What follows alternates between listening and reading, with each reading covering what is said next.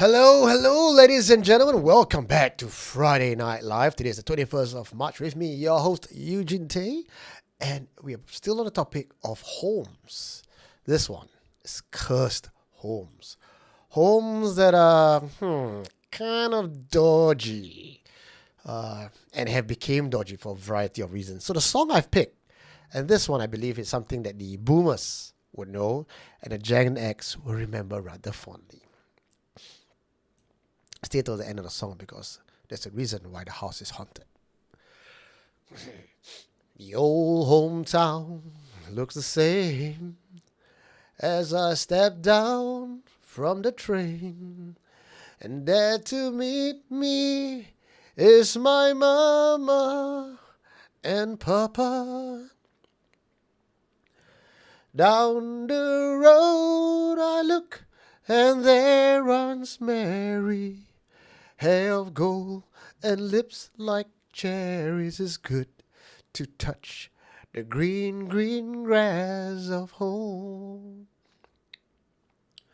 Yes, they all come to meet me, arms reaching, smiling sweetly. It's good to touch the green, green grass of home. The old house is still standing, though the paint is cracked and dry. And there's that old oak tree that I used to play on. Down the lane I walk with my sweet Mary. Hair of gold and lips like cherry. It's good to touch the green, green grass of home. Then I wake up and look around me at four grey walls that surround me. And I realize, yes, I was only dreaming. For there's a God and there's a sad old padre. On and on we'll walk at daybreak again. I'll touch the green, green grass of home. Yes, they all come to see me in the shades of that old oak tree as they lay beneath the green, green grass of home. And that's how the home became haunted.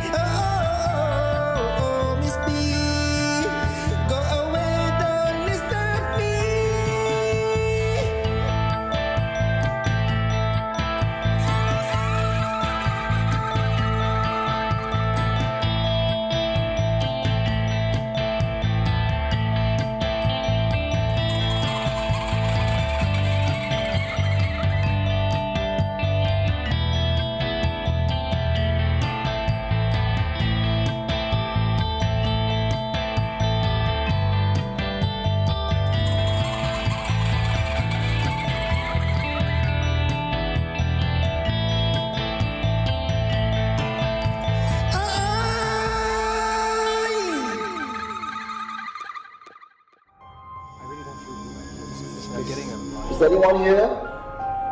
What did you find? You are listening to Supernatural Confessions. You're listening to Supernatural Confessions. That's right. Welcome back to Friday Night Live with me, Eugene Tay. This is date night. 10 to 11:30, sometimes a little bit later, every Friday, coming to you almost without fail, unless something really important crops up that is SC related. Nothing takes away from my Friday night with you guys. And thank you for joining me once again. For all these regulars coming in way before time, like Zone Nova, Guyver Chang dropping in donations after donations. Thank you very much, brother. You've been so generous. Thank you for your love. We have Crystal Ang saying hi, fam. Crystal Ang was here as well on Wednesday for the live show of Strange World. We have Jillian Fernandez, familiar name. Hello and welcome back. Kelvin C, good evening, everybody. Erickson, evening, SC fam. We have CC, we have Dancy, we have RSVP by Grace. Wichi Yumeko, that's a name I've not heard in a long while, stays right up at Sembawang. Seahawk85, Joel YJK, Titus Leong, Jermaine Denon, Yu Tiao, who was also watching the featured confession just now. If you guys were watching the featured confessions before coming over, just drop me a text here as well. Mayron Yuko, who's a brand new member. LY, Daniel Tan, Leonard P., Cat by Nine Tails, Sean Chong, who's defending SC just now against a skeptic, already pretty much a troublemaker. Titus Leong, Roel, Mayron Yuka again, Ron K, Daniel Tan, Uncle Tom, who's the Isabel Rosta, yes, T Amelia, welcome back as well. Dunsta, Ajub 69, 69, that's a new name. And I realized Guyver Chang has his icon upgraded to a red icon instead of the grey newbie ones.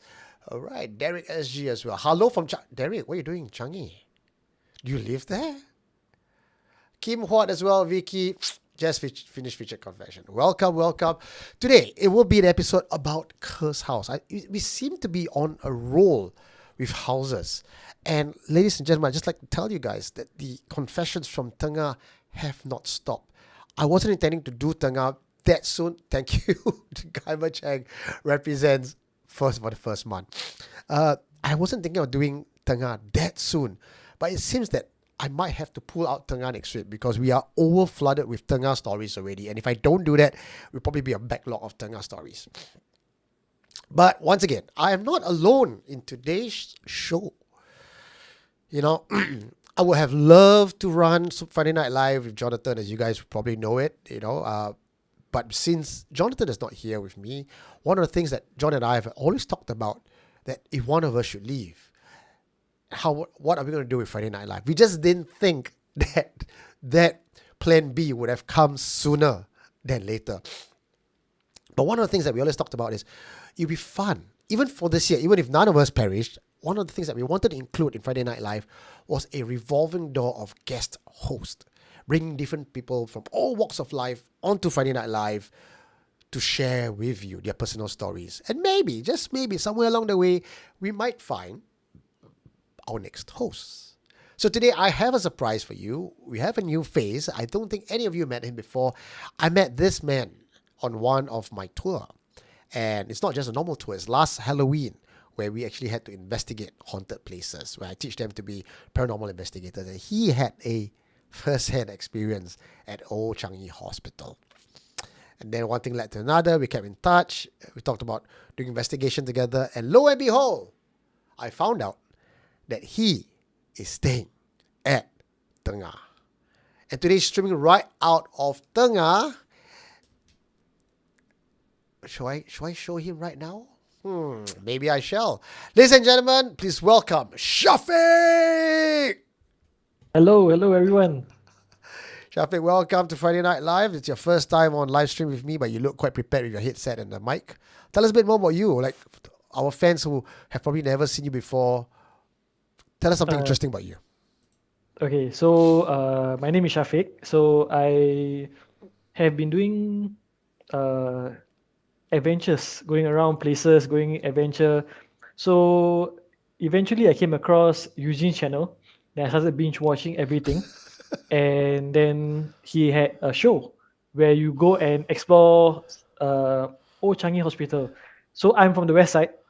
So I've never been to Changi east side where it's the most haunted lah. But so I thought I would give it a go, and that's how we met lah. Well, now that you're on Friday Night Live, you got to be prepared because I've heard confessors and guest hosts on my show saying that ever since they are featured on Supernatural Confessions, they tend to get noticed when they are walking around your neighborhood by people who are going, hey, you're that guy with the hantu story. Speaking of meeting up with fans, I want to say big shout out and big thank you to a father and son, and the son is Evans and the father is Chris. Put them together, you get Chris Evans. That's how I remember them. So I was in the MRT going to Harbourfront, the chase train. I was a travelator, and this guy came up to me. He's like, "Are you Eugene? Are you Eugene?" Yes, I am.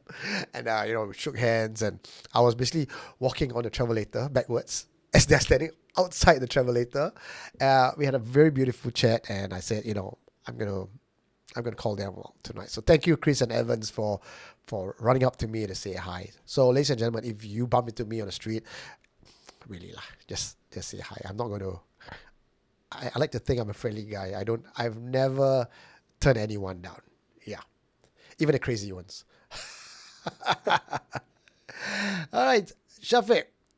Now, being in Teban, maybe you could just give us, before we start today's show about cursed homes and all that, which we have some very cursed stories to share. Just one question. Is Tengah as haunted as people say it is? Very good question, right? But I think if you are from Tengah, you will probably have some stories, definitely. And I have my fair share of stories. We can Wow, share soon. I mean, it's like everyone in Tengah is like everyone is in Tekong. Everyone has a Tekong story. Like now, everyone has a Tengah story. I think your fans are also asking you, Shafiq, are you from RP, Republic Poly? Yes, correct. Republic Poly. I was from Republic Poly. Oh, I think people might recognize you from there. So fast, Yeah, Yu Tiao is saying RP is also quite keras, quite haunted.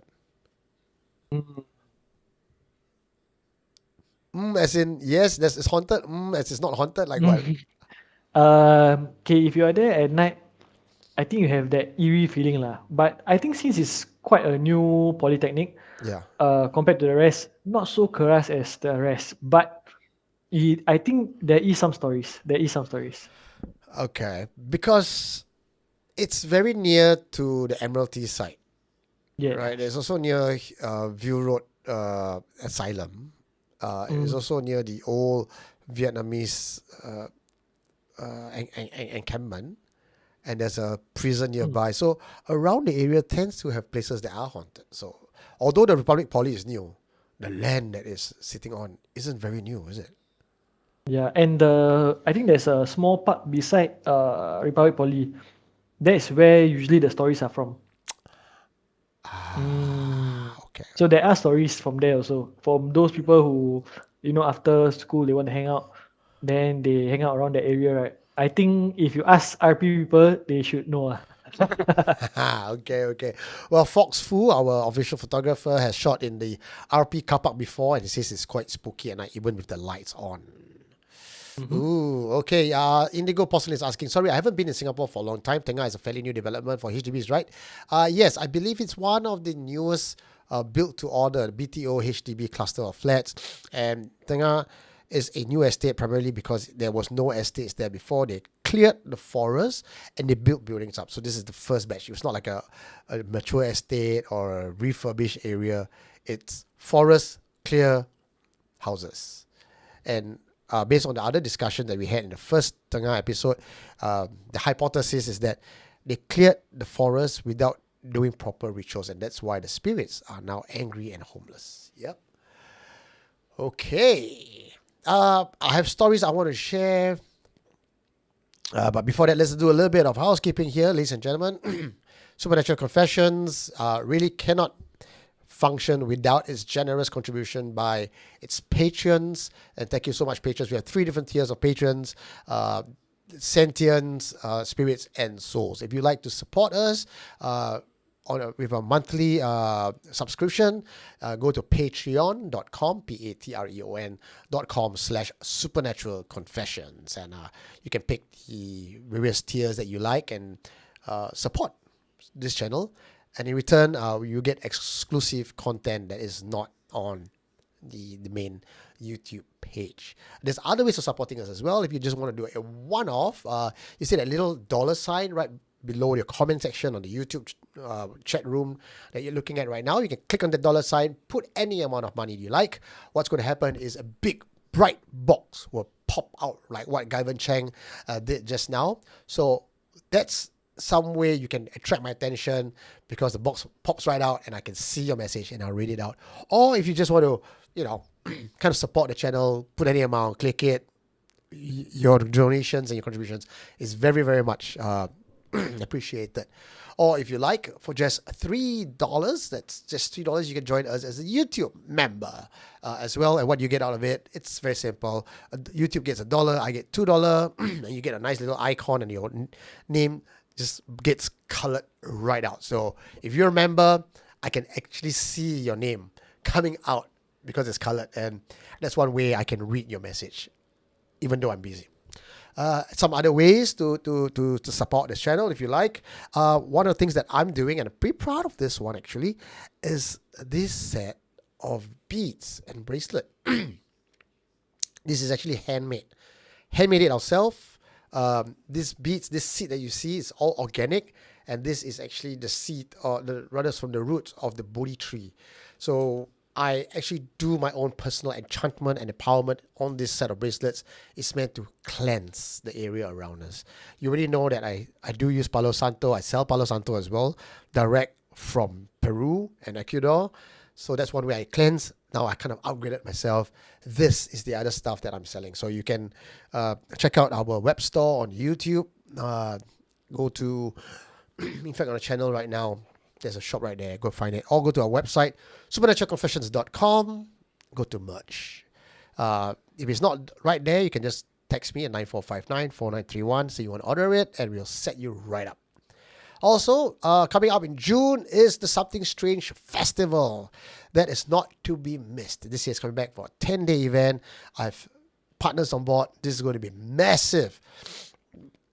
As we are working out the location and the programs, we are also opening up a whitelist. So if you're interested in just participating and putting your name down, so before we close the whitelist, anyone's on the whitelist right now, pretty much our community, because it's not been marketed yet, you will get enjoy early bird discount only while the list is open. So go and sign up now. It's on somethingstrangefestival.com, which will lead you to a sign up page. Just put it there. It's free. Once your name is inside, you're whitelisted. All right.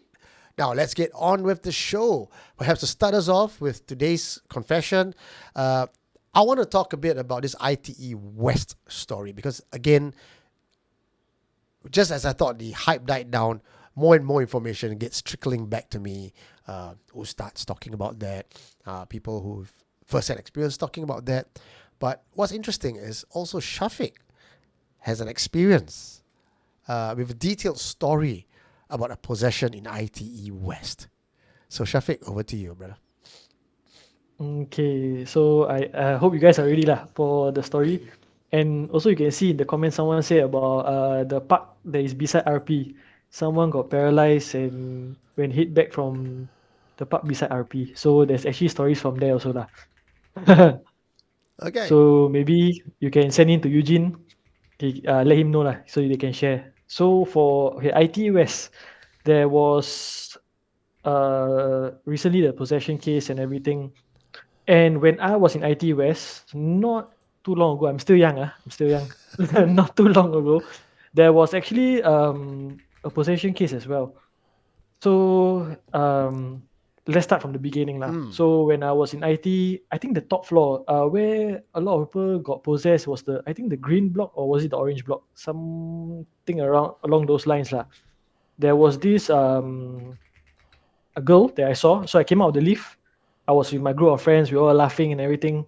Then I saw this girl sitting down on the bench, and some of her friends were surrounding her. Then, from what I saw, was her doing this, was rocking back and forth. She was looking down, rocking back and forth. Ah.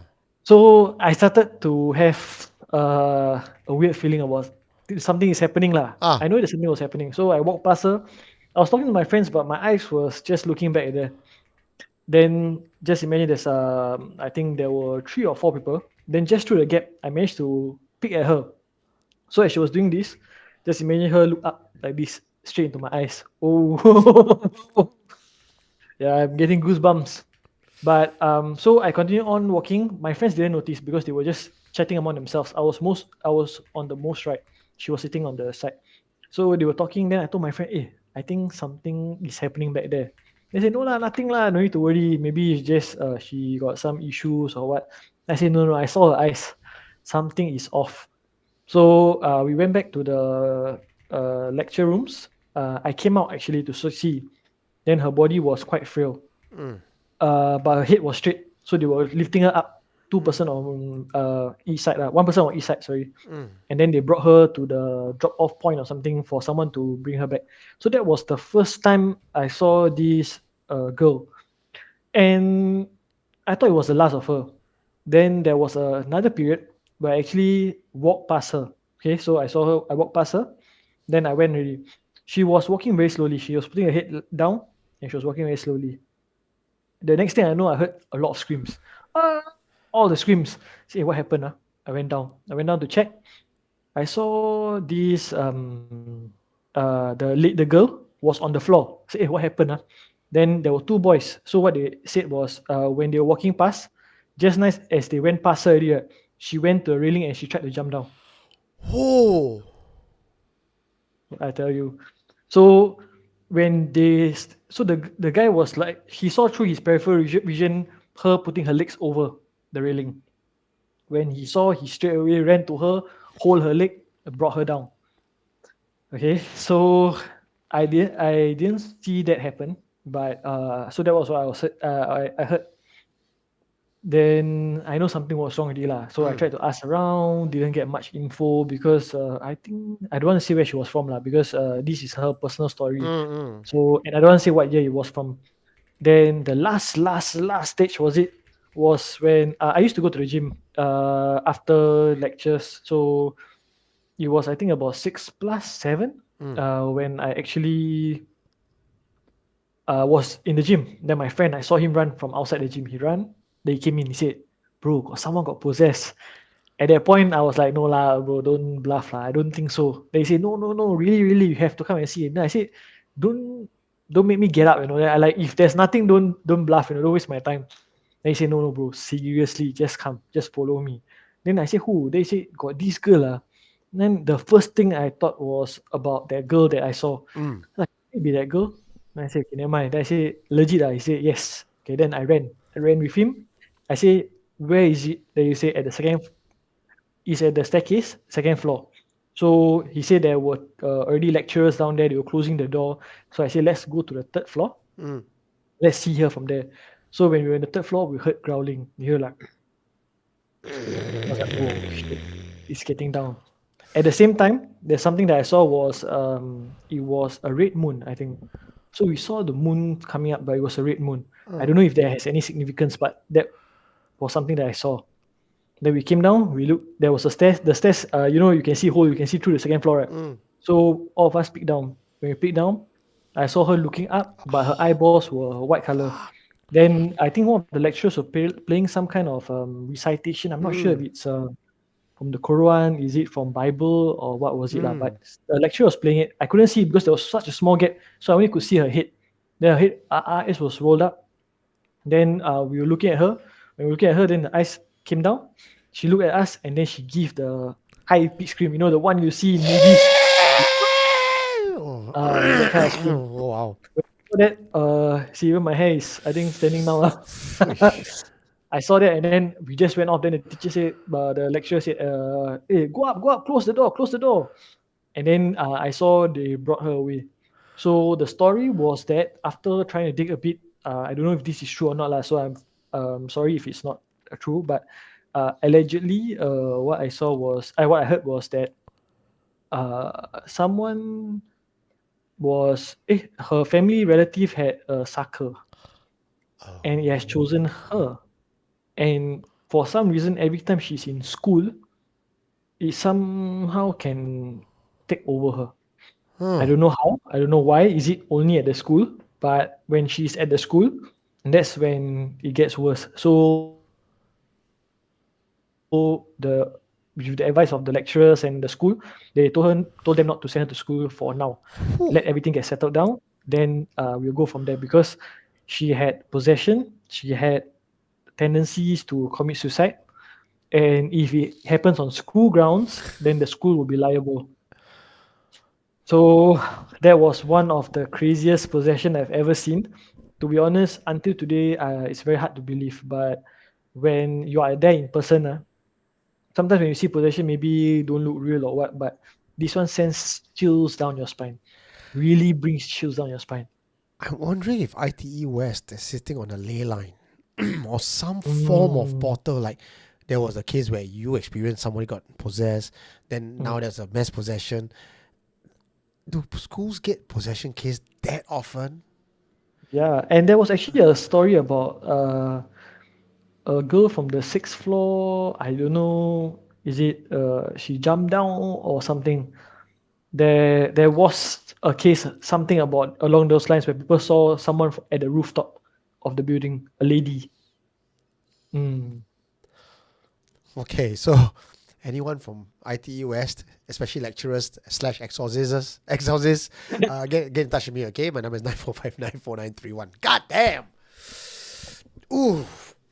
Okay, I want to ask you Last about year, I want to ask you about your Teban story, but you know what? I'm going to keep that for the Teban episode, okay? So, tengah Tengah. tengah story. The Okay. Teban is another haunted place, so is Tengah. Now the west side has really overtaken the east in terms of being the most haunted part of Singapore. Oh, jeez. Okay, so I'm going to I, tell. Yeah, sorry. Go ahead. I think West Side, a lot of people just don't speak about it lah as much as East Siders, because I think West Side still has a lot of forests. There is actually a story of at Bukit Batok, Ah, there is a mini forest that actually has a shrine inside it. When I was a kid, I actually went exploring, go inside the ah, jungle, forest, ah. mini forest. There's a shrine inside where someone actually goes to that place. And I saw that guy down there, and then he chased me off lah after that, because I went for a second time to see again. Then he chased me away. But in Bukit Batok, actually, also keras ah. I mean, that's what one of my previous guests, Side Wilson, said because he's in Bukit Batu as well. Yeah, I Well, know where he lives. I think from where I saw the video, right? Because ah, I mean, I stayed in Bukit Batok, right? yeah. So I've been to his house area before. It's very eerie. I'm not gonna lie. It's really very eerie. Then the last time I went to Tengah, then we dropped him off at Bukit Batok. Like, I mean, the whole Tengah Bukit Batok area just gives me the creeps, man. This is Mm. the energy of that place just feels very, very off. Yeah, I also not sure why.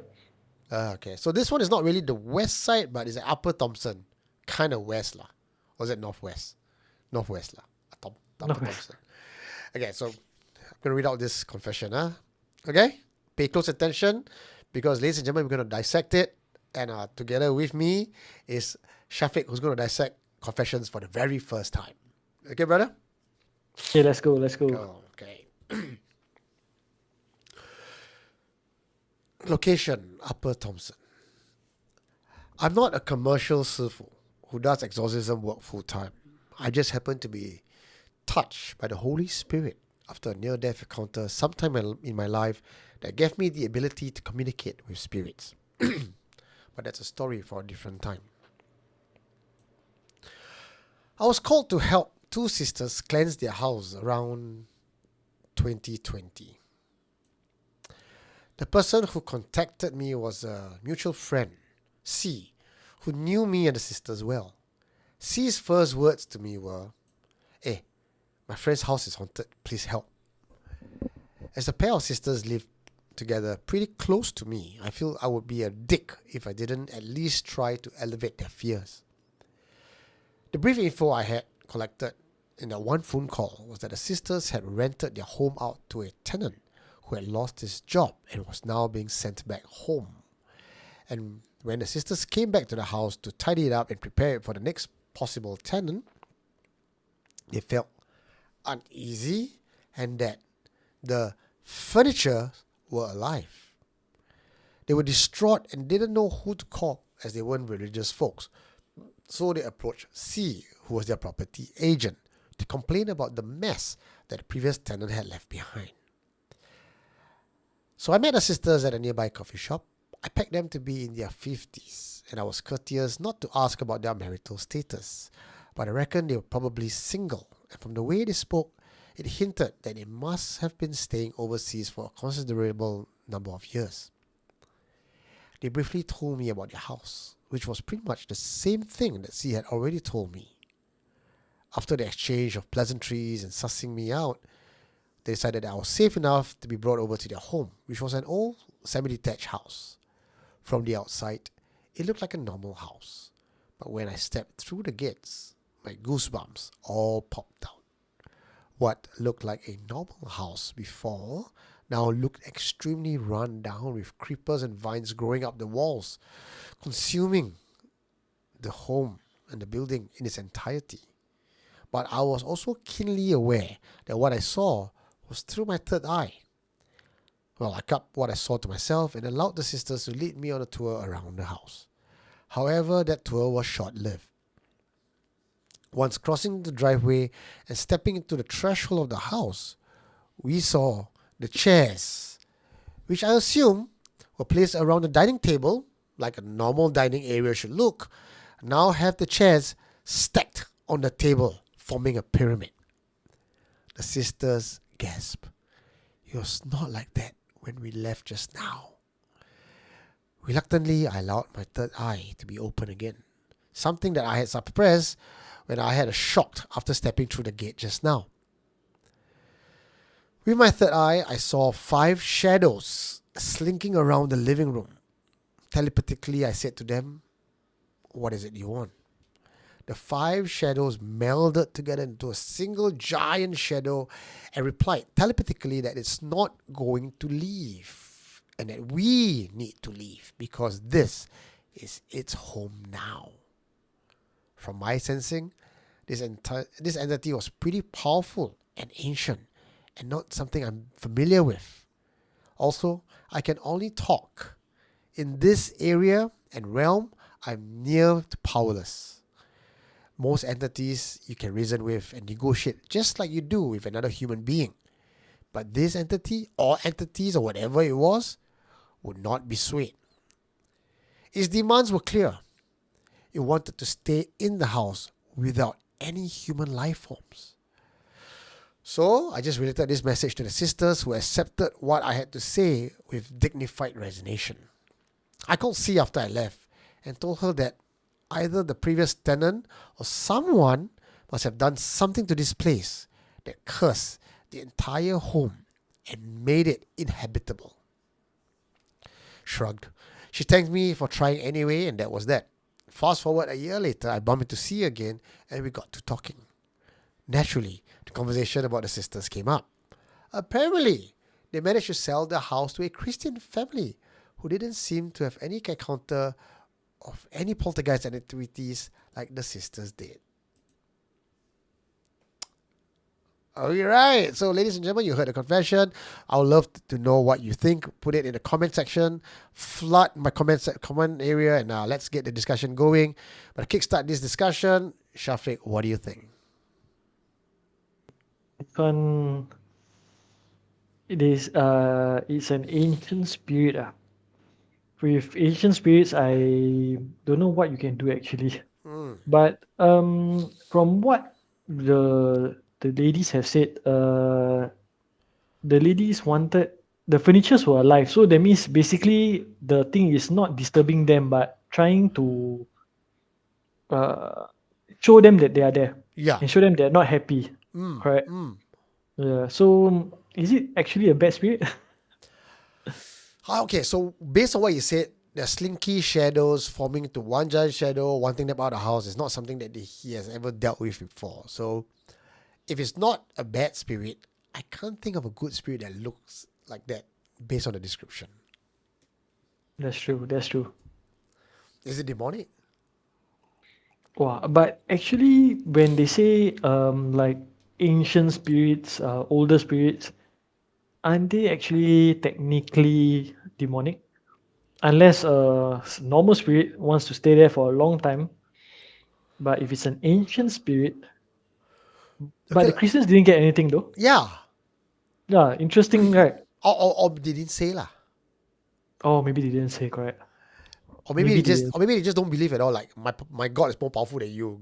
Fuck off. Then like the ghost also like okay lah, I learn to live with you. Yeah, true, true, true. Because I think if they or maybe right, it's because housing now very expensive, so no choice. You know, now because I spoke to my neighbor last week, and in one of his confession, uh, he said that the his friend was possessed, and in the possessed state, the spirit spoke through the boy's body and says in Malay, "If anyone who touched me, you will die." So everyone was a bit scared. But eventually, the ustad said, "Yeah, grab the guy." So everyone just grabbed, right? And turns out he can't even move. He's not strong enough to Oh, to push them even away. And then he got just cleansed straight away. So I'm thinking, could this spirit, call bluff? Like he come up with all this glamour, or five shadows melding together, create this whole persona that is scarier and big and mighty. Leave now. I don't want to have any human. Actually, he's like powerless and just call him yeah. like the Japanese came to Singapore to invade and called bluff, and the British fell for it. Correct, correct, correct, correct. Understand. Yeah. Actually, could be, actually, Because my own personal experience that I have done exorcism work where I was told it was a very powerful spirit, very ancient. I go down, and I was like, okay, you know what? I'm not going to fight the spirit. I'm just going to flood this entity with light, right? And then let's see where that takes us. Like I'm not going to deal with you. I'm just going to cleanse the place. Then it turns out that was all it took to just cleanse the thing out of the place. Like, wow, so much for ancient powerful spirit. Where is it? yeah. But I think that is maybe something they put up front lah, because they don't want to leave that place. Or maybe there's something that already happened in that place. Or I think there's someone in the comments that actually say it's like a guardian, that is, where is it? Penunggu. Is that called guardian? Yeah. The penunggu of the house is like the guardian of the house. Okay. Yeah, yeah, yeah. So maybe it's not every time that it's strong lah. But I think it's just there guarding the house. Then when finally someone wants to take over it, right? It doesn't want to live with them. Okay, but Paris Maitreya Lim said something that is very pertinent to this story. If the spirit was not powerful, how did they stack the chairs? That's true, because if we can stack the chairs, right, it's actually very, very strong. Correct. Very strong. Yeah. Yeah, because just for our what EVPs, our EMF to spike, right? Takes so much effort for the ghost to go, right? But this one stack the furniture. Maybe after they stacked the Ah. furniture, that's all they could do. That's it. That was their last burst. They're like, I'm tired. You say, wow, still never work. EWS is asking, so you don't just get superpower as spirit just because you wear red before you die. So the idea of wearing red before you die is that you become back as a vengeful spirit. Never say you'll be a powerful spirit. Yeah, true. So this angry, tantrum throwing, grumpy spirit, but can't do shit. I think CC also says that he used to stay in a haunted rented apartment in Bras Basah. Ah. Always furniture being dragged at night. And Oh. you realize it's quite a common theme, right? That furnitures always get dragged around in houses. There's something that they hear. It's quite a common story, don't you think? I swear, if you can fucking stack my chairs, right? Can you make yourself useful and do some housework? Sweep the damn floor, mop it, clean. Might as well, right? Then I'll be happy to give you a space to stay here. I'll even have a nice shrine for you. do some housework lah. Every 8 a.m. go and clean, Yeah, push go back wash the dishes. instead of stacking the chair. Why don't you push back the chair? Huh? Instead of throwing the plates out, why don't you wash the plates? Help me, help you. Just imagine being in that scenario that is them. You come back home, then suddenly the chair all go up. You're like, huh?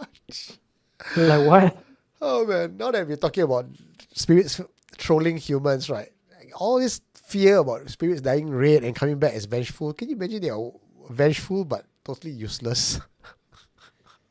I'm like the saddest ghost ever. You already prep, you wear red color, then like, okay, I'm going to come back stronger than ever. They're like, eh, why can't I do Why? anything? Come back I'm grumpy just and stuff. angry. I'm just angry. Ah! Oh boy. Okay, so I mean, based on the comment section, everyone's just talking about wanting the spirits to do housework. Okay. Okay. Besides that, any other thoughts about this family? The house itself. What could possibly be? Because they said the tenant. They okay. So I'm assuming this is based on my assumption. These two sisters own the property because it was their parents' property. Seems like an old place. Probably they grew up there, and their parents left the property for them to share. They decide to keep it, rent it out, earn a rental lah, right? Makes a lot of sense, right? So if the house was haunted before as they were growing up, I suppose they would already know it was haunted. Right, correct. But the fact That's that they rent out to the tenant, they came back, then when they went in, they say now they feel uncomfortable and then it's haunted. So assuming it's not haunted before, it's haunted now, then something the tenant must have done to create a haunting. What do you think it might be? I think maybe sometimes is things that they bring in, or maybe they knowingly or unknowingly bring in something. But most probably in these kind of cases, if let's say if really 5 spirits combine into one big spirit, is probably something that they keep last time. They Okay. used to keep, or maybe amulets. Sometimes, maybe it might not be demonic, but sometimes can be something that is just that was given to them, passed on to them, that they just left it there. Okay. So we are getting somewhere now. I'm gonna reveal a few more information that I have to you, so that Oh, might change your perspective. So where you're okay. coming from with keeping of things and all that seems to Mm. me that it could possibly be linked towards Thai Kumantong, or let's face Mm. it, Malay magic, Yeah. right? The turunan of Jin or keeping of Toyo, right? But Yeah. it's not. He's an Indian national. Oh, Does that now change your perspective? What it could possibly yeah. be at all? Oh, Indian national. Do they keep stuff? No, right? I don't. I haven't heard of Indian magic before. Actually, to be very honest. Okay. So some things that Right. you might have to research upon. So Indians generally have their own artifacts as well, Yeah.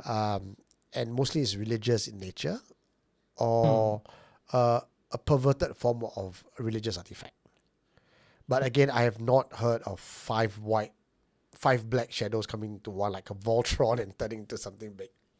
Yeah, but what could because there are some cases where they keep the idols and Yeah. then not deities go in, but something else goes in. Yeah, that could be something that could have happened in between, because definitely is from the tenant, something along those the period where the tenant stayed in there.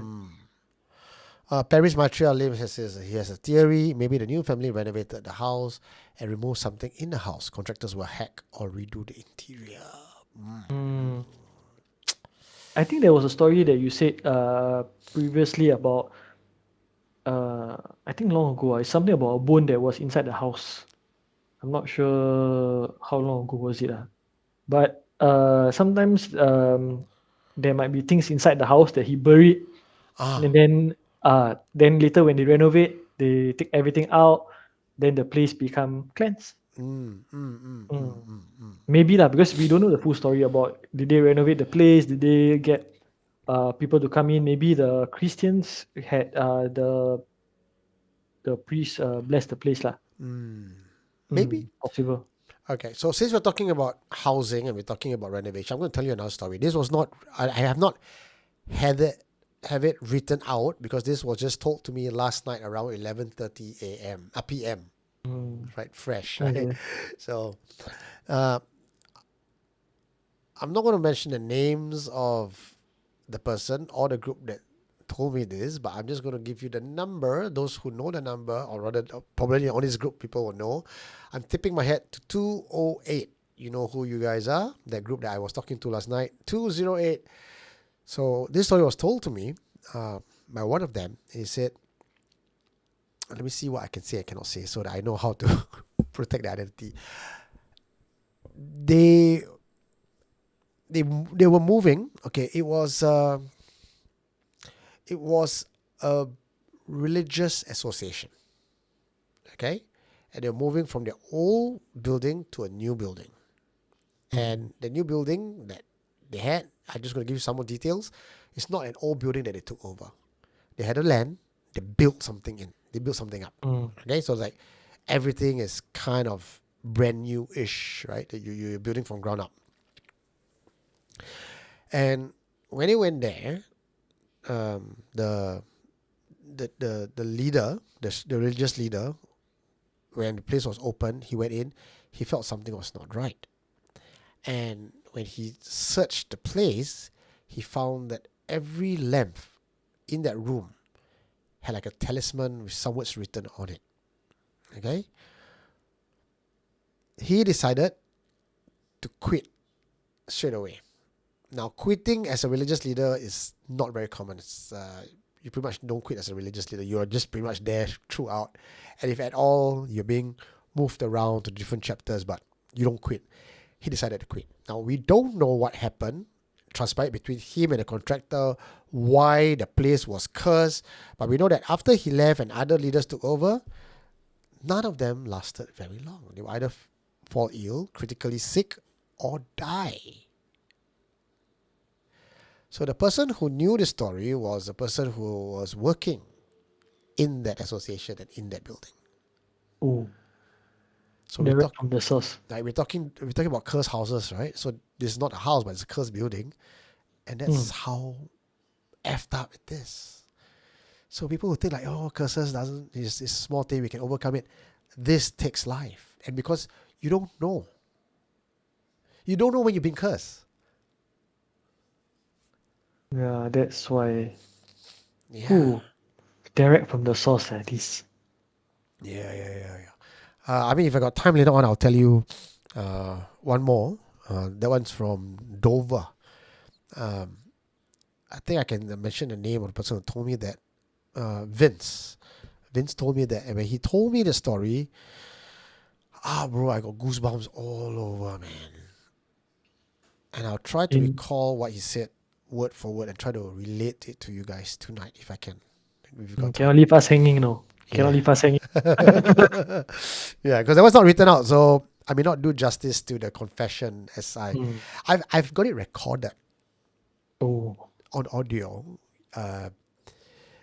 So usually what I do, just to share this behind the scenes with you guys, okay?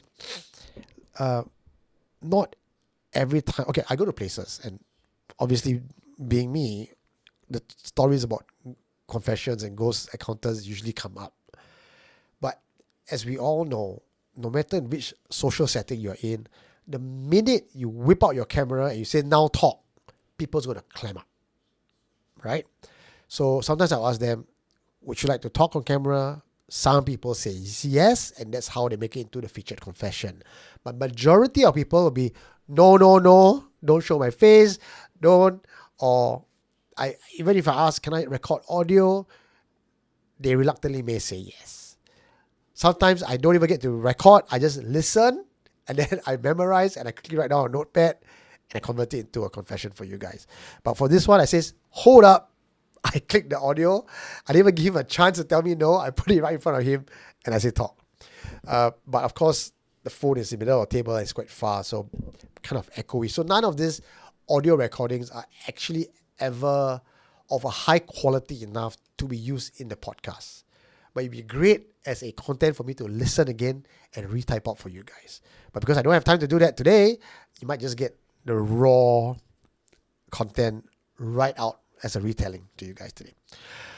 Okay. I got one more story for you, bro. It sounds a bit long, huh? Saw this one. I think this one very nice. Nice, huh? Okay. Really. All right.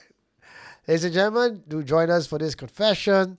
This one is a bit long, so you have enough time to write in the comment section what you think and feel. And if you want to catch my attention, click on $, put in any amount of money, and I'll get to see your box pop up. Or for members, you know what? Just type your comments. I can see your name glow bright. Okay? Can try now, can try now. Can try now. Huh? All right. So we can see example. Thank you so much, brother. All right. Now to our second confession.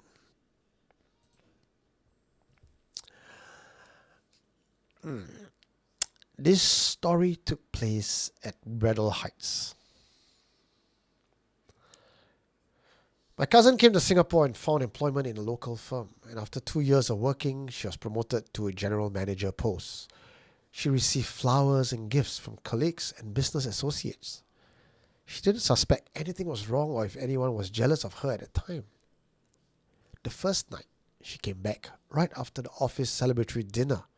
She felt physically unwell. Chalking it up to too much drinking and oily food for dinner, she went to bed early to try to sleep it off. She tossed and turned the whole night, complaining to her mom, who was living with her in the same flat, that each time she was just about to doze off, she would dream of an old woman, 12 feet tall, in her room, climbing into bed with her. She described this old lady as having stringy white hair and a distended jaw whose head does not match the size of the rest of her body. When morning came, she was fine. Other than fatigue from the lack of proper sleep, she was able to function as per normal. The second day, she came home early, right after work, around 8 p.m. to rest, but at around 10 p.m., she started acting up. Her mother called my mother for help, and my mother asked me to go down with her because she too was spooked out after the phone call. At that time, I still didn't know what was going on. When my mom and I arrived, my auntie was still sitting in the living room, but from where we were, we could hear screams and growling sound coming from a locked room. My mood went from being indifferent to feeling fearful in 60 seconds. The atmosphere in the home was very karas, very, very karas. My auntie looked worried and had been sobbing. My mother comforted her sister and they got to talking. I sat uncomfortably nearby and just doom-scrolled mindlessly on my phone, but truth is I wasn't really watching anything. I was so damn distracted by the conversation my mom and auntie was having and the noise in the room next door. From what I managed to eavesdrop on the conversation, my cousin woke up from a nap and started laughing hysterically. Then, between laughing and jumping on her bed, she would crouch on all fours and growl like an animal. My auntie then brought my mom to my cousin's room and opened the door. I didn't kepo and sat where I was just looking at them. But from my mom's expression, I was glad I didn't get to witness it firsthand. You got to call an ustaz, my mom said. I don't know anyone here, auntie replied. Never mind, let me make some calls, my mom said. After a brief conversation with someone over the phone, my mom told us three to go into the room and recite certain verses of the Quran for my cousin. Initially, when we started reading the verses, my cousin got very violent. She lunged at us and tried to claw our faces. And when we flinched, she jumped up and around a bed and said in a sing-song voice, "Ah, dia takut," and clapped her hands maniacally. But the more we read the Quran, the more we gained courage and confidence. We knew all her threats were empty. She couldn't touch us.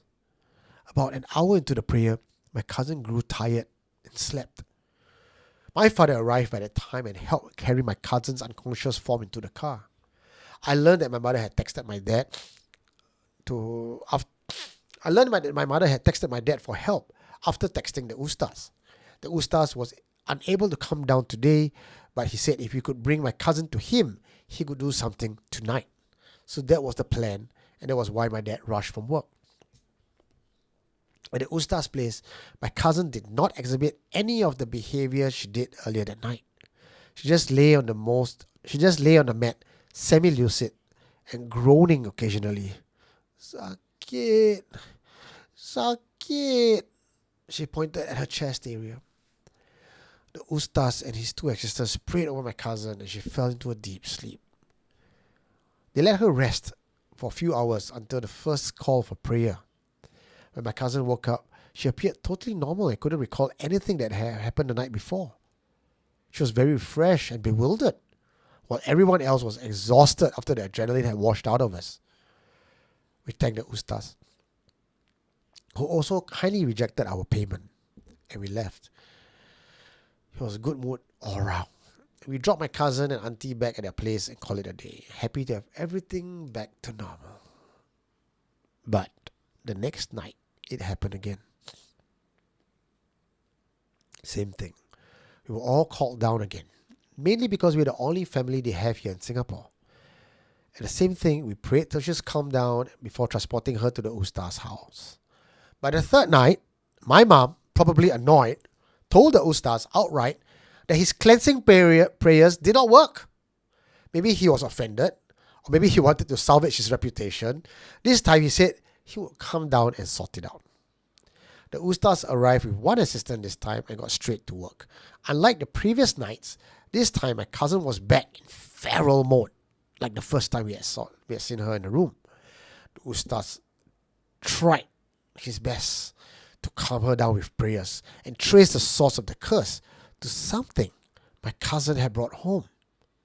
A dried object that looked like a finger hidden in her bouquet of flowers.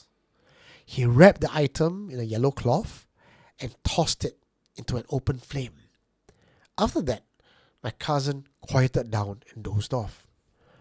The Ustaz explained that this magic, while fortunately wasn't very powerful, it was also very crafty. It knew how to protect itself and not get found. Unfortunately, the magic had some long-term damaging effects on my cousin.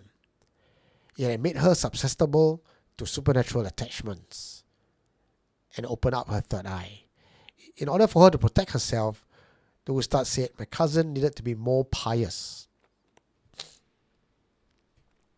After this incident, my cousin could see spirits, and sometimes they would try to approach her for help. With regard to the person who sent this to her, she said she knows who it is and is a jealous rival at work. Today, they're still working in the same office together. Now that my cousin can see, she's able to see that this colleague constantly has entities around her. And one of these entities is an old lady, the same one that was sent to torment her before.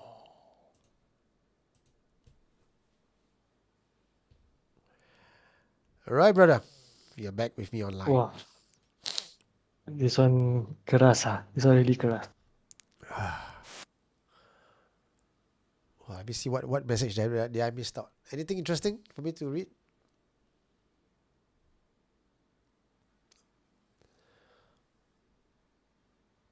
Tok Kong says Asian spirits are like the OGs, while the modern ones are just lost. Okay, yeah, I think so. This is for the previous confession, right? Is it common for spirits to cross dimensions to our world, stacking chairs? I have no idea. They hardly move anything because they're not powerful enough. Go further down. The Hantu attached to the family that move in. The Hantu follow the family where they go. Oh, so what Crystal is saying regarding the previous confession about the stacking of chairs, the Hantu did not live in the house. It followed the family back to wherever they came from. No, but they wanted to be alone in the house, what? Oh yeah, that's true. Yeah, okay. So I think I move up too hard. Okay, anyway, while I'm reading the comment section, Shafiq, your thoughts on this confession? Oh, I think this one is just if you are someone that does this for business for yourself, it's okay. But if you have to harm someone like this, Yeah.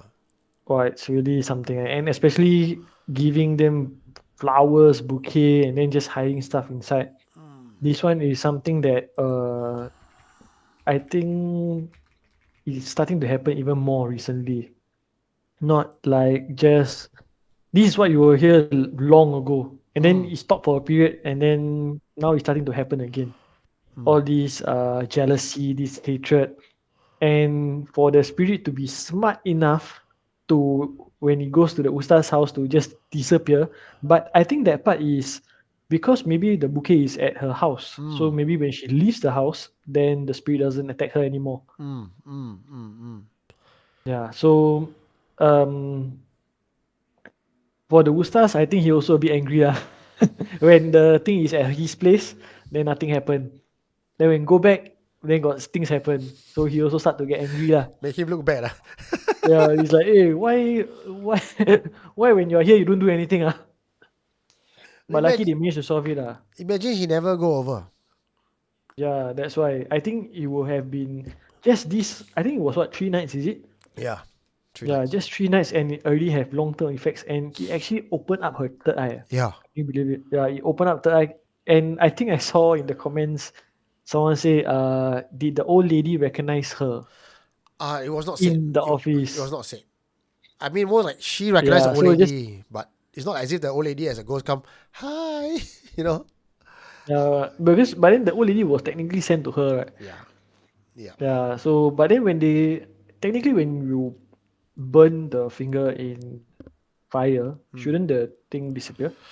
I mean, if you think about it from a law angle, the jinn was actually attached to the spellcaster, but the spellcaster used a barang so to pot that jinn over. So like imagine the jinn needed the finger in the house as a form of anchor. So you burn the anchor, it Mm, couldn't stay in the house anymore, it just goes back. But I don't think it harm understand. it. I don't think it harmed the spirit in any way. But can you imagine being in that scenario where someone you know gets into growling position, and then especially the one that she laugh and say, dia takut. Oh, basically it translates to, oh, like they are scared, and then laugh and then start clapping their hands. Yeah. So I think these spirits they're trying to make you lose your faith or to be fearful, and that's how they feed on the energy. And if you're reading the Quran with so much doubt and fear in your heart, then I guess no No faith, point lah. no point. Yeah. Yeah, no point. Especially if you are that scared, right? Because there is also spirits that disturb you in your prayers. If you watch some Malay ghost movies, you do see that there are spirits that actually can disturb you in your prayers if you are not strong enough in your belief. Yes. I Yeah. think in any religion it's the same. And if you don't have that faith, sometimes you can just pray out loud, but if internally you are not strong, Yeah. will not work. And the thing can disturb you and just laugh at you because it knows what you're trying to do, but you are not good enough. Yeah. No? Then I think people are saying, I'm more intrigued by the fact that the entity is 12 feet tall. Why? Why is that Mm. intrigue? I think the question is she really 12 feet tall, or does she appear 12 feet tall as a form to be imposing and intimidating? Because this hantu tend to intimidate and mock its prey, right? Yeah, that's why. Yeah. Dried up finger. We don't know if it's a dried up finger. She says it looks like a dried up finger. Like I suppose you see like a little nail, a pointy nail, and then something like that. Just imagine up to here is dried out and black, and it's hidden in the bouquet of flowers. Oh. Why use finger? One of the, I suppose, the hypotheses is that this body part might have belonged to an old woman. So you take the hair, or you take the nail, or you take some parts Mm. of the body, and that's how you, if you want to curse people, you just put it inside and bury it in the person's house so that the spirit is now able to anchor in a new location. I think a lot of people don't know that actually spirits are quite tall. Yeah, spirits are not actually short, except for Toyol. Yeah. But other than Toyos, actually, spirits, demons are all hovering over you. Yeah. Yeah. Mm, All damn yeah. tall one. Yeah. My brother has saw something like that before. Tall one. Really tall one. Whoa, Like shit. the yeah, Tell but story, story, maybe story. another time. Hey, Okay, maybe okay. another time. Or even your one now. You If your can one you now, I can can't tell them lah. you can't just tell us something like that and then say you're one now. What the hell? Carlos Cole is here, Oh, he will raw. Okay, come tell us now. okay, okay. They got We'll people say now we'll already. we'll continue we'll continue this confession later. You tell your story first. Okay, okay. So actually, what I did was okay. I didn't tell anyone this in my family, but I actually brought an amulet home. My friend gave me an amulet, and I brought it home. Okay. So now your mother will know lah Uh, if she watches the show. she already know. She already know because my brother had this experience. Okay. Okay, so I didn't tell anybody. I Yeah. didn't tell anybody at that point. I just brought the amulet back home. I just kept it in a bag, and then I just stored it in my room. Ah. Nobody knows. This amulet is a Thai amulet. If I'm not wrong, it's called I think the Taoist one. If I'm not wrong, so it has a baton. It holds the baton like this. Okay. That's not Taoist, that's So the Taiwan, right? it's, Uh, it's called Taoist one. The name is called. I think you search. It's called Taoist one. I don't know how the spelling is lah, but it's a Thai amulet, but it's called Taoist one. I know what you're talking about. I don't Mm, know how to pronounce it also. yeah. Tawasawan. Taoist one. But then in Singapore, they Tawasawan. always say Taoist one lah. Okay, Not, okay. not, not, not anything to do with Taoist, just Yeah. just saying, but it's called Tawas one, something like that. Tawasawan, yeah, okay. Yeah. Okay. So I brought it back home. I didn't tell him. So when I was in my so about 3 a.m. Around 3 a.m. I think, I So can you actually look at the went out. YouTube video and see whether this is the one I put up? Actually, Just this doesn't look like it, eh? no. Let me try to find it. No, this one is Yeah, not. yeah, This is the one? This is Tawasawan. yeah. Let me try to find Oh, no lah, this how one. it looks like. Okay, got this one. This one. Is it this one? Where is it? Let me see. Yes, this is the one. This is the one. Correct. Ah, This is the one. Yeah. So there's for Thai amulets, I think there's Suntik, there's Taoist one, there's Soton, got a few lah. So okay, you see the baton that he's holding right, and he's towering over you one. yeah. So at that point when I brought in the amulets, nobody knew. Mm, About 3 a.m. I went out of my room. We have two different rooms. I went out of my room. His door was open. mm. I walked back from the kitchen. Then when I glanced into his room, right, he was sitting down actually. He was just sitting down there looking down. Oh. Then he looked at me. Then he said, "Is there anything that you brought in?" Then I said, "What you mean by that?" Because it's such a weird question to ask at 3 a.m. in the morning, right? Ah, And this conversation has never came up before. ah, This conversation has never came up before. So when I actually asked him, I said, "What do you mean?" He said, "Okay, this is what he felt like when he was lying down. He had sleep paralysis. It's mm, been a long time since he had sleep paralysis. So when he was lying down, he saw a huge shadow, mm. a black shadow, a huge one, Ah, and then it was hovering over him, and it was sort of saying like, I don't know. He said he didn't say anything, but he felt like it was saying like, let me in or allow me in, something along those lines, ah, or like Then I was like, huh? What's the link between this? So I didn't understand what's the link between this black color shadow and my amulet. Then he said, ah. whatever you had, I don't know if you got bring in anything, but if you had brought in anything, I would suggest you put it outside the house for now. Mm. Then so I think Paris was saying what means your house deity didn't allow it in. I'm not sure. So this was that was what the experience was. And following the days, right, he actually had a lot of nightmares and like people coming to. He felt like someone was strangling him, Mm. and this continued on for a period of time. And I actually put the amulet outside of the house, and it just stopped. I'm not sure why, because okay, so then I was talking to my friend that actually has Thai amulets.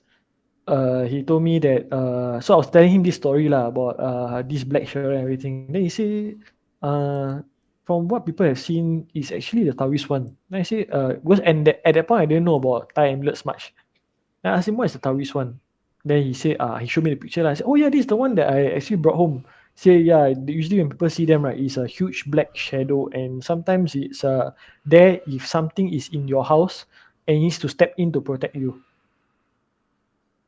I mean, okay, so what I understand that from the comment section, it is a protector deity. Correct. But if it's a It's protector deity, why is it doing what it's doing to your brother? Yeah, but okay, so the first time it was just appearing. It was just appearing. But following time he felt like maybe pressure on his chest, he felt uneasy because I think in the comments they asked do I have Other house deities in your deity? house, yeah, yeah. No, I don't have. So that was the first and only idol amulet that I have brought in to the house.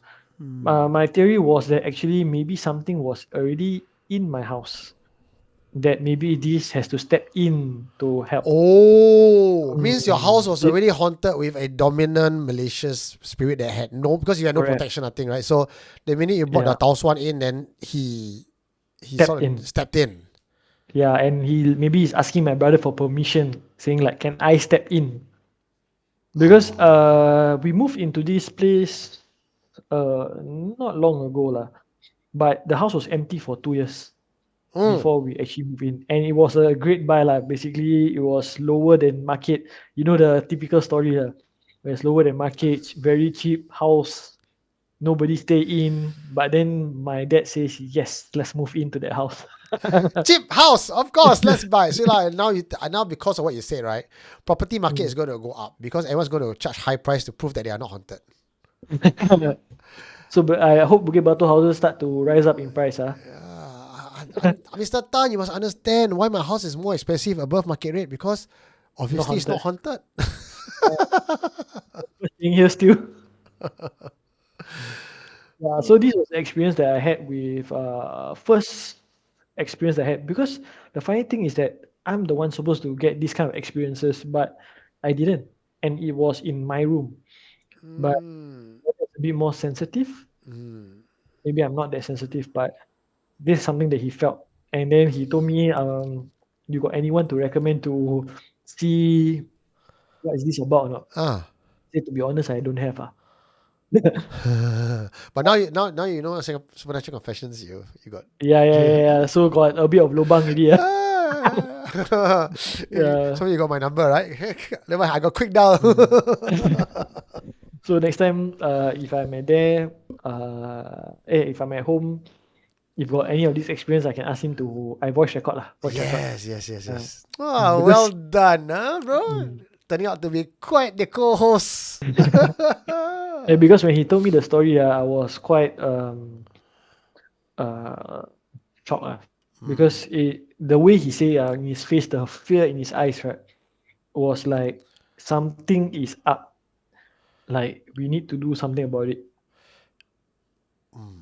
Then, but maybe in his point of view, we have never kept deities or anything. So when this is something new, and when suddenly he faced it, right? Because I have never heard him say anything about um, deities or like he having this kind of experiences. But recently, after I Yeah. brought the amulet in, there is this kind of stories. And before this, when we got this house, the house is not a lucky house. Just to put it bluntly, the house didn't give much luck. Meaning that life go downwards instead of upwards. I see. Mm. So at the start, I guess we don't believe in this kind of things where maybe the house got bad luck, or because we never experienced anything, or maybe because we were quite strong in uh, not believing. But Quite strong in after not believing. in not believing, so it was like never mind. We don't face anything. Maybe it's just a stroke of bad luck. Yeah. But then after that, after many years, it's not long but not short also. Let's say about 5 years. After 5-7 years, right, when I start to bring the amulet in, one thing that I can say, right, I buy 4D. I buy Ah. 4D. After I brought the amulet in, I strike 4D 4 times. Whoa! Oh, not lying. Not lying. This one is not made up. Not made up for the stories. But I strike 4D 4 times that I've never struck in 7 years after getting the house. Fuck. Wow. Congrats, bro. Yeah, I was shocked, to be honest. After I brought the amulet in, suddenly, why? Because usually I buy won't strike one. Then when suddenly I say, really strike Say, not bad Then after I Four buy again, times. strike again. Yeah, 4 times. Then now? No more. Actually now 5 times already. Fifth time already. So this Recently only only. this only recently, Recently, I think last week. One more time strike. Well, Supernatural Confessions, thank you in advance for the kind donation to our cause. You will see the super chat coming in. Boom! One shot, big drop. Wow. You never know. Maybe you super chat today, you will get lucky also lah. Maybe got blessings coming your way. See, Thompson is going to give your blessing. Quickly put money there. Minimum can already. This one all goes to Eugene. 有买有机会啊，有买有机会。I want to say hi to a friend from Germany. She's listening to us in office right now. You know who you are. She said, wow, shock. You want to sell amulet? Sorry, guys, he's not selling. He's on a roll. Do you not hear? Yeah. Yeah. Why would I sell it now? All right, man. Tao Swan. If I didn't buy 4D, maybe I would have sold it. But after I bought 4D and strike, woo, not selling it anytime soon. Maybe I should start buying 42. I wonder. Maybe, Yeah. Who knows? Yeah. You unlock something already. All right. Okay, so let's go back to that. Thank you for that sharing. Let's go back to the confession that we talked about just now. The very long confession. So just to recap what happened, there was a lady who was promoted, and then her colleagues sort of celebrated with her, gave her presents, a bouquet of flowers. She went back home the very first night. She had a nightmare of an old lady with stringy white hair, distended jaw, trying to get into her body, which we think eventually it did for over 3 days. But every time they brought her body out to the Ustad's place, nothing seemed to happen. She was calm. Next morning, she was fine. Oh, Crystal Ang. You see, I pass you money, you buy 40 for me. Pass you. Tomorrow you will strike. Hey. See this timing, 1118. One. Okay. People, Hey, don't buy. Don't. Not guaranteed. 118. Not guaranteed will strike. The Tao Swan has spoken. Okay, continue. Okay. What was I saying? So then eventually on day 4, the Ustads came to the house, and as he was praying, he found that the source of it actually came from a bouquet, and there was a dried finger, or looks like dried finger hidden inside. And she knew later on who it was. And then some of the comments that came in just now was, did she confront the person? No, she did not. She did not confront the person. When we asked why, she says, what's the point? That's no true point. also, No need to face off. Like, if it's a, I mean, I can understand, right? Like, say if it's a supernatural affliction that you suspect someone doing it to you, what's your recourse? You got the person like, hey, you cursed me, and the person says no, and then what? Then you look like an idiot, right? Then, like, do you want to give back, like, cast back the spell and fight back? And she says, then it never ends. That's very true. Then end up the karma, she also have to take on the karma because now she's fighting back. She says, I clear already, forget it, let it go. But unfortunately now she has like the third eye open, she can see things, which is scary lah. And it's not easy to open your third eye, right? Because I think I asked you before that I actually wanted to open my third eye. I think, I don't know if you remember this conversation that I asked you. I said I wanted to open my third eye, but I was not sure if I should. Then you say you know people that can help me open my third eye. You wanna? Still wanna? I don't know. But it's to have this kind of experience, right? It's really a long-term effect where you have to go through so many things, and then now you can start to see things that you don't want to see. Your life is totally changed just because of this one fact that someone don't like you. Yeah. I mean, I don't want to say this, but it has to be said.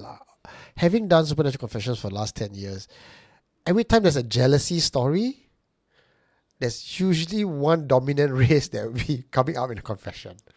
Like, of all the 4 races that in Singapore that we have, the others and everything else, the highest number of recurring pattern is this one dominant race, especially because of jealousy and black magic. Yeah. It's almost like this group has ready use of black magic. They know someone or family lineage to cast black magic. Yeah, they always have like really connection. Yeah. Yeah, it's quite scary. So like if you work with them, like I think there was some comment saying like, how do you know if it's not tampered with? To be honest, I don't think you will actually know when you get it firsthand until you start to experience things. I find that the more people who don't believe today, right? Like because most people are skeptical, and let's face it, I'm admitting it myself as well. All of us are skeptics to varying degrees. I tend to believe more than others, but I also have my skeptical side. And because we are so modern, we try to be rational about things. If you read my book from 10 years ago that I published, the first 6 months, even though the signs were in my face, right, I was still skeptical. Because it's like crime. I just don't think it's going to happen to me. You know, crime exists. You know, people die, people get murdered, people robbed, people get raped, but it may not happen to you. Until it happens to you, then it's like, why me? Then you want to try to find a lawyer, you want to try and find help, then you start looking for solutions, and that's the danger of it today, because most of us do not have a neighbor in our neighborhood who's a tanki anymore, or a bobo somewhere on the first floor of the HDB. Last time in the Toa Payoh, right, Bukit Merah, every block got one fifth floor. There's one tanki. First floor, one bobo, right? Temple nearby who like capture spirit. The fella will go into trance. Today how? Where? If have also people don't believe. Correct. Okay lah. I'll tell you my last story. Okay. Okay. Today you'll get extra story. A lot of extra bonus story today. Okay. This one is by Vince. And when Vince told me yesterday, he had tears in his eyes. Vince is a quiet person, unassuming, no reason for him to lie to me at all. So when I heard this story in that setting and that context, if you were there with me, you would also have this, you take away the sentiment that Vince had no reason at all to bullshit this story. So I'm going to take it as it is, that whatever Vince encountered is true to him, and I very much believe so. Okay? I'm telling you this because the story sounds very unique. And to people who are used to regular hauntings, this may be a tough pill to swallow. Okay? That's why I'm giving you this upfront disclaimer first. This happened in a house in Dover. Vince was a young boy and living in the room, and he claimed he had a series of nightmares, and he would tell his mom and grandma, I can see this man. And his father said, don't be scared. Father take out his amulet and put it onto Vince. Vince slept that night, and that night he saw tiny hens, right? Tiny hens, walking up his door frame, outside the window, through his window, down his table, up the door frame. Hens, tiny hens that he described look like ants. Tiny hens, right? Moving. And as they were moving, he noticed some of the hens carried with them, like ants would, a human head. He described as white and an elderly man. He was scared. He was petrified. He just curled up on his bed and just stared at this head. The ants crawl, and they drop the head into the laundry basket, and the head roll and move into his father's boxes. Okay? And then when Vince closed his eyes in fear. Eventually, he heard someone talking here, like breathing in front of his face. When he opened his eyes, he saw that white face right in front. He screamed. Everyone woke up. He was catatonic. They said, "You just had a bad dream." And he said, "Check the laundry basket. Check the laundry basket. Boxers, malicious, as in decor, underwear. Boxers briefs." Oh. Right? Yeah. So he said, "Check laundry basket. Check the laundry basket." And when he checked laundry basket, they said, "I don't see anything." He says, "Check the boxer brief. Check the boxer brief." Open up. Nothing. Right? They said, "Go back to sleep. You just had a bad dream." They washed the laundry the next day. Hang the laundry. And then, like a couple of days later, he saw his father put on that same pair of boxers and went to work. Right? Put on the same boxers, went to work, died at work. Collapsed, died. That was it. Sent him to the hospital. Right? Coroner's report and everything. They tried to close his eyes. His eyes will not close. Push down, eyes go up. Push down, eyes go up. Staring right at you. The doctors didn't know what to do. Put glue and glued the eyelid shut. Sent back to the family. They had a funeral and it was open casket. He could see the father tearing. This is like 2 days or 3 days after death, right? Still tearing. And he said he could never forget, because saw this as a child and he grew up and he's obviously an adult now, could never forget the hands coming out the window, through the window, like ants moving, carrying the head with him. And he truly believed that it was that ghost that he saw that took his father's life. So if you ask me about the logic, the lore of the tiny hands as ants, the white face, I have no idea what to tell you or where to even begin. This is not something I have ever heard before or know which law, which religion it fit in. I don't. Yeah. And the fact that his father's eyes cannot close. And he also felt that he was the cause of his father's death because the father took off his protection amulet to give it to him. And why would the head be in the boxers, and whether killing someone through cursing the person's boxers, again, is the first time I ever heard such a confession. Like I said, I don't think Vince has any freaking reason to lie or to make this shit up, because obviously it's not for fame, glory, or financial gain. Absolutely nothing. Yeah. So this was one of the curse house story that I was like, I don't even know where to begin. And I sat there thinking, if this was a story I told while John was alive beside me, he'll go, "Whoa, this one shock, this WTF material. This is what we will save till the end of the year for the last episode to talk about as a confession." Yeah. Even when you tell me the story, my hands all really standing. Yeah. Ooh. Yeah. Titus Because Long say he can't understand this. I mean, ask me specifically what is it you don't understand. I'll try to clarify. Sorry, Shafiq, back to you. You're saying your hands all. yeah, when you tell me, because you were starting out like, oh, okay, you know, like crawling, then boxes, then the father died. Oh my god. I don't know what kind of spirit, or is it probably something that someone has, like, you know, cursed him, but the amulet has been protecting him. The moment he takes out the amulet, pass it to the sun, it's gone. I mean that's straight up story Hollywood level, right? You pass the person your protection, you're gonna die. That's like the next. We know, bro. You're gonna die next. Yeah, and maybe, I don't know, maybe the father knows, maybe the father don't know, or maybe the father was trying to protect the son from anything happening to him. But he died just like that, and his eyes couldn't close. This thing, like you know, you would imagine eyes, right? You will, and you close, it will stay closed. It just opens up again.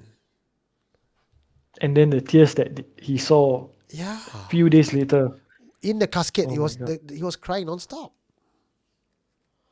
Maybe the father feels like he is no longer with the son, but he did the right thing. I don't know, bro. Maybe it could have been his son, but he did the right thing. But he's crying. He cannot. He's stuck inside. Not his time to go yet. But Oh, yeah, man. this one Sheesh. really, wah, keras. This one really Yeah, keras. yeah. That's why Not YK gonna say lie. always have spare protection around. Father died. Okay, just reading the comment section. Father died from nothing because the spirit not satisfied to die for nothing. His father knows that it's not the right time to die. Lemon 25 says, I think there's more to it, bro. I totally with you. I think there's more to it. But this happened when the confessor was a young child. He was not in control of finding out more information. And as he grew older, there was hardly any information to find anymore. Like there was no continuation for that, and it was the only time he saw the head and the tiny hands. He's a king of ghosts, is it? I don't know, man. Yeah, I was. What is it? When I was a small kid, I once saw a row of tiny glowing humanoids running up and down my legs. Can see their little legs running, going what Oompa Loompas, is it? If it's a curse, that means someone did it. We don't know. Yeah, because something that we never heard before. I don't think we have heard anything similar to this where you pass the amulet, goes to the boxes, the father wear the boxes, and then he passed on. It's just a very specific way to curse someone, no? Like I curse your Right. day call. The moment you wear, game over. You will die only when you wear the specific underwear. The underwear curse. Maybe because underwear is unclean. But Oh, the head went inside the underwear. I had to double check the story. I said the head went in. Like, yeah, the head, underwear, the head rolled into the underwear. You can see like the eyes sticking out like that, like the band, the Calvin Klein here, and the eye is just looking at you. Okay, I don't think the father wore Calvin Klein's. Maybe it's a tighty whitey, but you can imagine. yeah. Yeah. I think. Oh, someone asked, is the son still wearing the amulet now? When I saw him yesterday, nope, he was not wearing any amulet, so don't know where it is. That would be nice, right? Like son still wearing, and the day he takes out, no matter how many years later, the little hands and the white face comes back. Hui. It's a crazy experience when someone actually dies and you saw something the day before and then the eyes cannot close. Yeah. Usually when the eyes cannot close, right, it's like Shit. something is not right. Yeah. Okay. Fetish In memory of Jonathan Lim, who likes to name these very unique entities, like his favorite was the Hantu Lehe Panjang, the long neck ghost. This would be the Hantu Teko. Knowing what John would say. Hantu Sulah Dalam or Hantu Teko. Yeah, that's what's going to go. It's going to be the underwear ghost. So tonight, when you all go look at your laundry basket, you're going to wash, just look at your underwear again. double wash, triple wash. Just in case. Better wear undies with talisman on it. Ooh. Oh, someone said maybe he got mistress outside. Well, that's very interesting. No That's lah. something, Yeah. but it's a dead man lah, so I cannot make too many Yeah. stories. You know what? I think I'll stop wearing underwear from now on lah. I don't feel safe really. Just let it hang, baby. Let it hang. Anything you all don't want to wear underwear, you can just point to Eugene and say he's the one that to go free. Don't be affected by Hantu Teko. Alrighty, brothers, friends and family, fans of Supernatural Confessions. Thank you for joining us today. It's 11:35, and we should say our goodbyes now. Shafiq, how's your first co-hosting with me on Friday Night Live? It's quite fun, huh? Not gonna lie, it's quite fun reading all the comments and dissecting everything. Fun, Today we got quite good stories, actually. Yeah. If they want more of my stories, I think they need to call me back again lah. If not, Okay lah. if they don't want me, must go for what the audience wants. So guys, he has Teban pula. He has Tengah story that's not been told yet. So please, can we have him back? So let's have that. Let's have that. I think one of this week we are.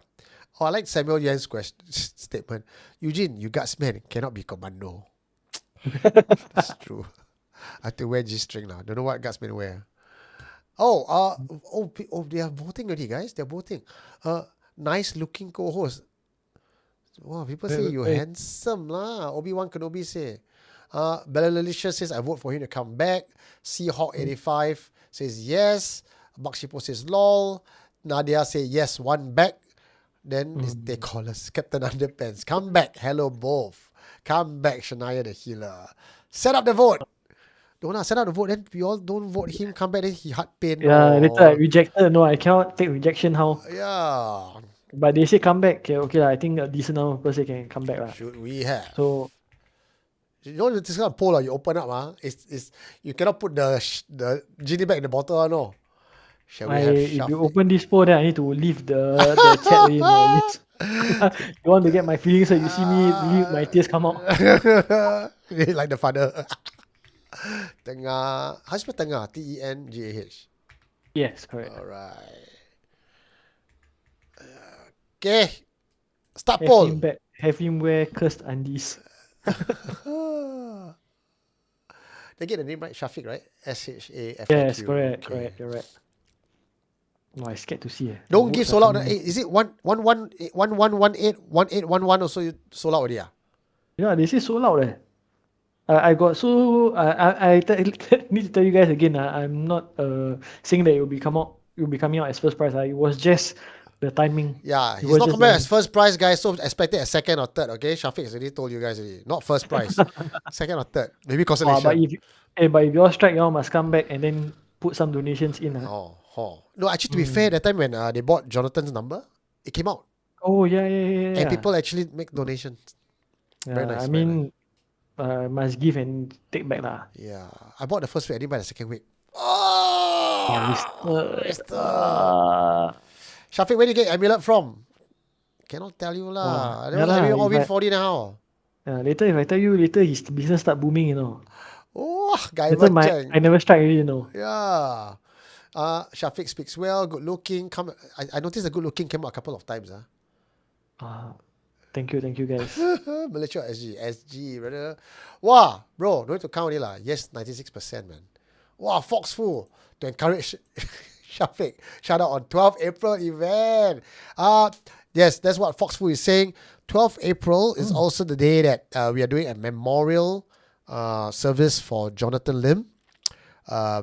So we do encourage everyone to meet up at the starting point and cycle. You do not have to cycle all the way to Changi. Okay, start off cycling because that's what Jonathan likes to do.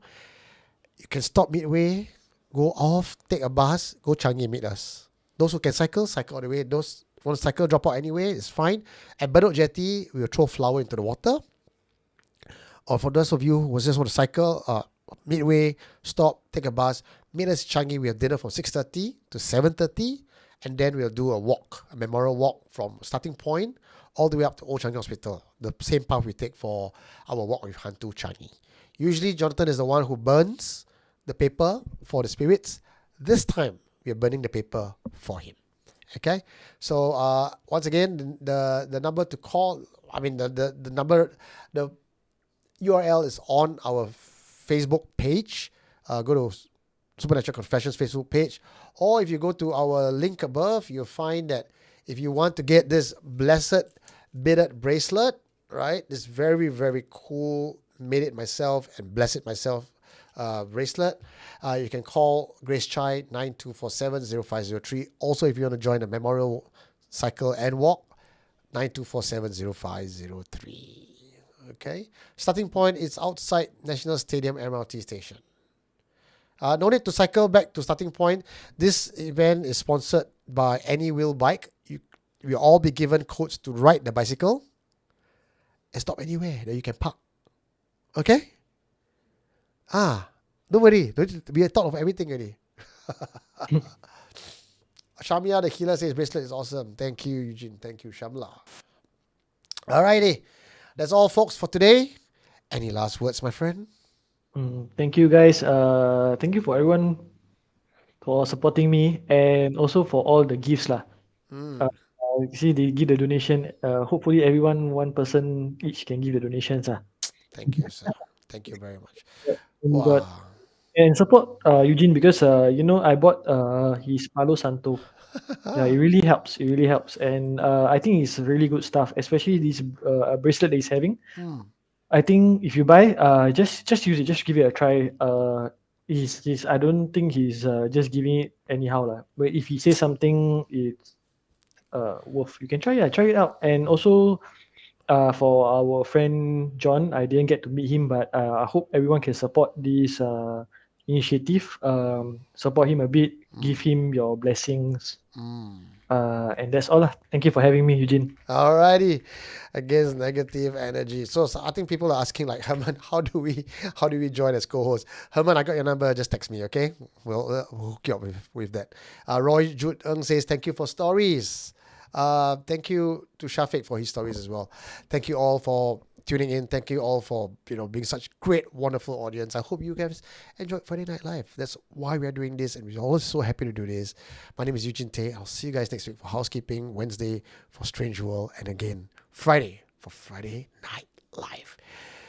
Good night, everybody, and thank you, Krista Ang.